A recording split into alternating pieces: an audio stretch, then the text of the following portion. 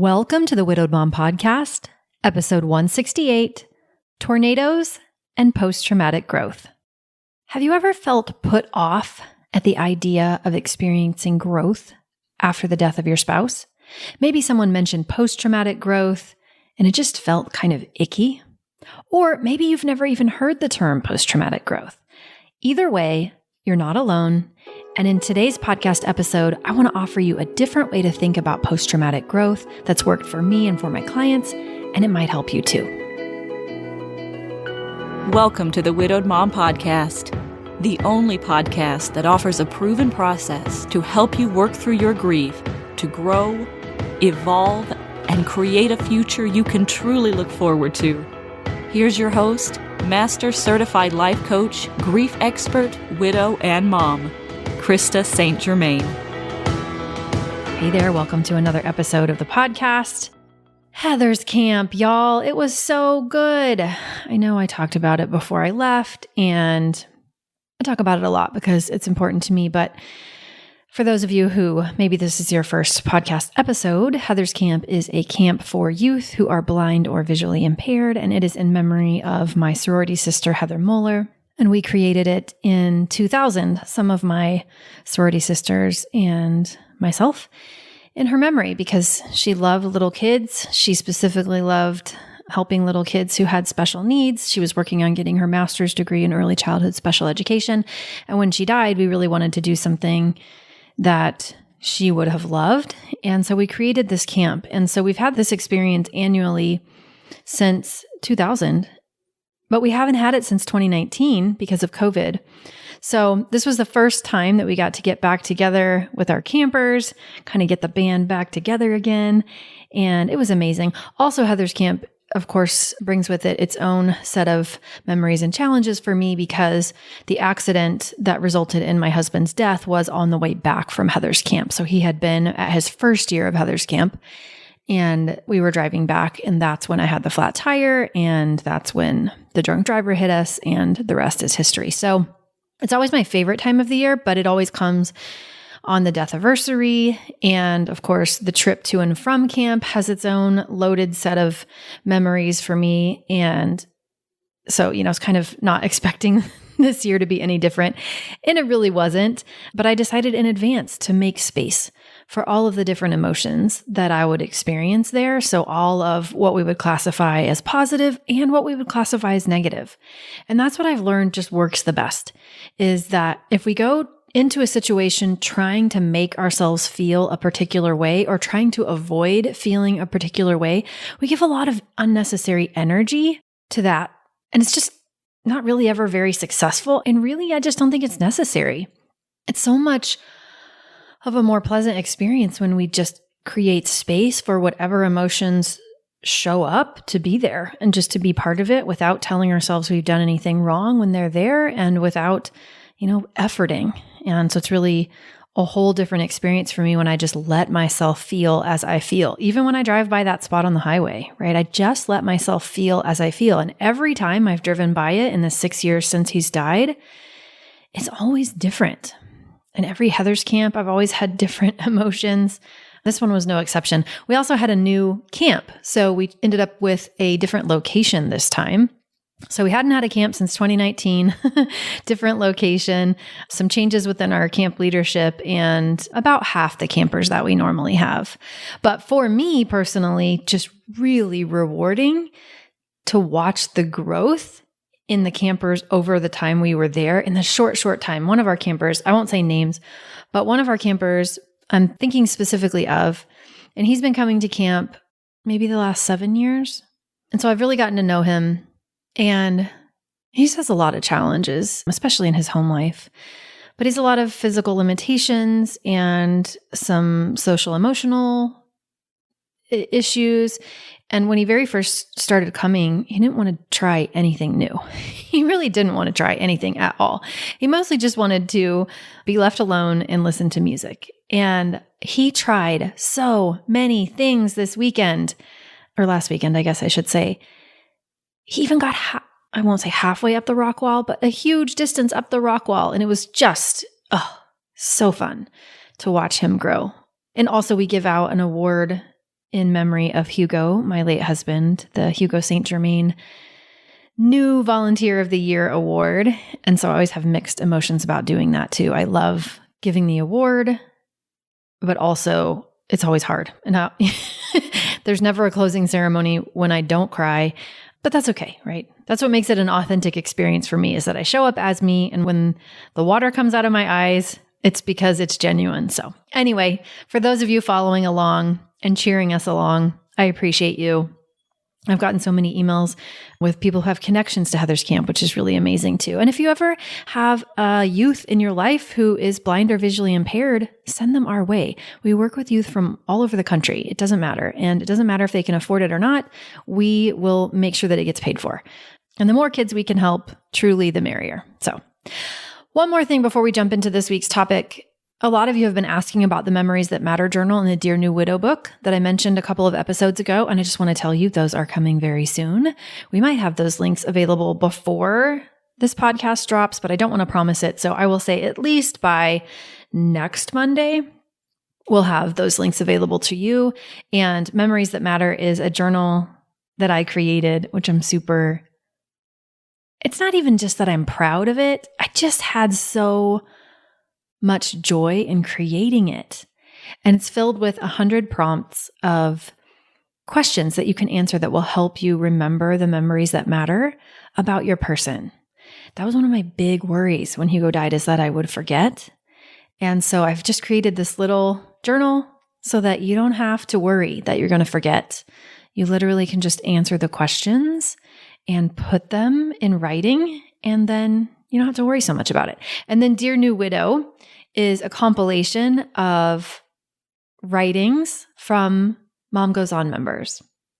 I asked them, if you could write one paragraph to a new widow, what would you tell her? And that's what it's full of. And it's lovely too. So we'll get those links for you. And also, if you are a former Mom Goes On member, i.e. you have done Mom Goes On and graduated, or you are a current Mom Goes On member, you are currently in the program, don't go buy those because you get them for free. And if you haven't been in the online community for a minute, go check out the announcements channel, because I have linked complimentary copies of both of those resources to you. So don't go buy them. Okay, so let's get into this episode. It's going to be rather short, but I hope it's going to really help you.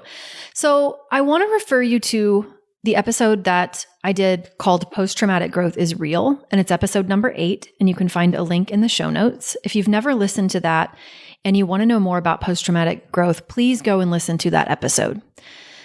But assuming you already know a little bit about post-traumatic growth, and maybe you have kind of recoiled at the idea of post-traumatic growth, that's what I want to talk about here. Because sometimes when we hear, you should grow through your grief, or it can be so off-putting, the idea that we might grow as a result of losing the person that was the most important to us, or a significant person in our lives. And what comes up for us when we think about experiencing post-traumatic growth is often, ew, right? Like, if I grow after my person died, that must mean something. That must mean that I didn't love them enough. It feels wrong, right? It must mean that somehow I'm benefiting from their death, and I don't want to do that, right? I don't want to grow after this terrible thing has happened. And so our brain tends to make post-traumatic growth mean things that it just doesn't need to mean, right? Or we often start worrying about how people might judge us if we change things in our lives in visible ways, or we worry that we might be perceived as too happy, as though that's an actual thing. And so all of this drama can come up for us in our mind when we hear the idea of post-traumatic growth. And just a primer or a reminder, depending on where you are with this concept, post-traumatic growth is a phrase that was coined in the mid-90s by a couple of researchers. Tedeschi and Calhoun were their last names. And what they studied was this interesting idea that for some people, after something traumatic, and of course, trauma is highly subjective. We don't want to say that certain events are traumatic and other events aren't, right? Trauma is kind of in the eye of the beholder because what's traumatic to one might not be experienced as traumatic to another. But knowing that trauma is subjective, some people after a traumatic event were experiencing greater levels of life satisfaction and wellness than they had prior to the traumatic event. And they were fascinated by this. Because before their work, it was really thought that the best that could happen after a traumatic event was a return to the same level of wellness or life satisfaction that one had had prior to the trauma. So the concept of post-traumatic growth totally reshaped the idea of what we now believe is possible for someone after trauma. And no longer are we just setting our sights on a return to the same level of life satisfaction or wellness. But now we know that we can actually take any trauma, if we want, and use it as a way to not just bounce back to where we were before, but to bounce forward. Meaning we can increase our wellness and increase our life satisfaction. And specifically, they studied it in 5 different areas, which were increased inner strength, an openness to new possibilities in life, closer and often deeper relationships with friends and family, enhanced appreciation of life, and a stronger sense of spirituality. And for some people, post-traumatic growth happens automatically. They don't actually try to experience greater wellness or increased satisfaction in those 5 areas. They just do. All right. So if it doesn't happen for you automatically, and you want to experience post-traumatic growth, it's still possible, right? So here's what I want you to think about. If you notice yourself resisting the idea of post-traumatic growth, I want you to think about this.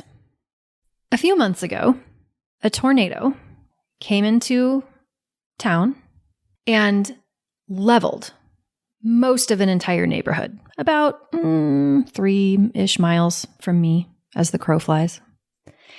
And it also knocked out a YMCA, most of the YMCA. And I realized that where I live, YMCAs are not normal. When most people talk about the YMCA, they talk about, it's kind of the last place you'd want to go.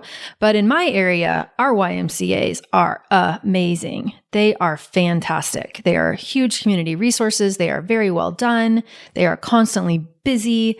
Everything is clean. It is a place that the community gathers. In my area, we love and are very proud of our YMCAs. So I was talking to my friend Jason, who works at the YMCA. He's like an IT guy, and he was at Heather's camp this weekend. He's one of our support staff, and I've known him forever. And we were talking about the YMCA in Andover because it is the YMCA that is closest to us. It's the one that my partner uses all the time, right? It is our YMCA of choice. But wow, this tornado, okay? It literally threw cars into the lobby. I'm talking major damage, right? It was stunning, the damage to this YMCA that tornado did. So I was asking Jason about the plans to redo the YMCA. And he said, well, they're not just going to fix what was there.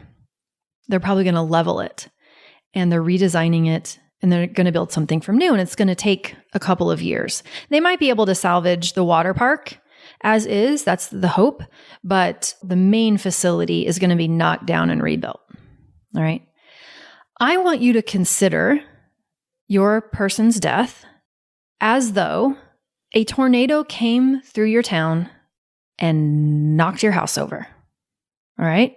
You didn't ask for it. Wasn't anything you could do to prevent it. But it happened. And now your house got knocked over. Now, just like the YMCA, you have a choice. And it is not right or wrong, or good or bad, or morally superior or inferior. It's just a choice that you get to make. We could take that YMCA and we could rebuild the exact same YMCA we had, or even try to repair the one that was there. That wouldn't be right or wrong, or good or bad. Or we could say, okay, let's take a step back. What was working in this YMCA? What spaces did people love? What spaces were getting the most use? What spaces do we want to make bigger because they were so popular? What wasn't working in that YMCA? Where were the pain points for people? Where were the spaces that weren't getting used? What are those things that now, having used that facility for a few years, we've learned? And taking everything that we've learned from the life experience that we've had with that facility, and in your case, with your life up until now, we could build on that. We could take that information and build a new structure. And if we made improvements on that structure, it wouldn't mean that the original structure was bad or not enough or not good enough or less than, right? Building a new YMCA, taking into account what we had learned from using the first one, is not knocking the first one.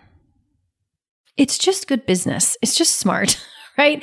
It's just an opportunity that we can take if we want to take what we've learned and build a new building that is even more aligned with what we want. And I want to offer to you that you have the same opportunity in post-traumatic growth to take what you have learned from your life experience with your partner, your spouse, and apply that going forward so that you have even greater life satisfaction, so that you have an even higher level of wellness, deeper relationships, a stronger sense of spirituality, an enhanced appreciation of life, a life that's more aligned with what you want based on what you've learned is your option. And I promise you, it means nothing about your love for your late spouse. It doesn't mean you're greedy. It doesn't mean you're selfish. It doesn't mean you've done anything wrong. And other people might have opinions about choices that you make, but we just let them. Because their opinions are not about you. Their opinions are about them. And so growth isn't mandatory. It's not a requirement. You don't have to feel bad if you don't choose to look for areas of growth. If you don't choose to do things differently, you don't have to feel bad about it. But you also don't have to feel bad when you do choose it. In fact, if you do choose it, you can pat yourself on the back and tell yourself, I'm so proud of you. I'm so proud of you. A tornado came and it knocked down your house and you built a new one. You took what you learned and you built something that was even more aligned with what you wanted. And I think that's something you can be completely proud of. So please, if you have thoughts in your mind that you shouldn't grow, that you're doing something wrong if you do, I just want you to challenge them. Because greater life satisfaction, greater levels of wellness are available to all of us if we want them. And that doesn't mean anything about our person. It doesn't mean anything unless we decide it does. All right? That's what I have for you today. Remember, I love you and you've got this. Take care and I'll see you next week. Bye-bye. If you like what you've been hearing on this podcast and want to create a future you can truly get excited about even after the loss of your spouse, I invite you to join my Mom Goes On coaching program. It's small group coaching just for widowed moms like you, where I'll help you figure out what's holding you back and give you the tools and support you need so you can move forward with confidence. Please don't settle for a new normal that's less than what you deserve. Go to coachingwithkrista.com and click Work With Me for details and next steps. I can't wait to meet you.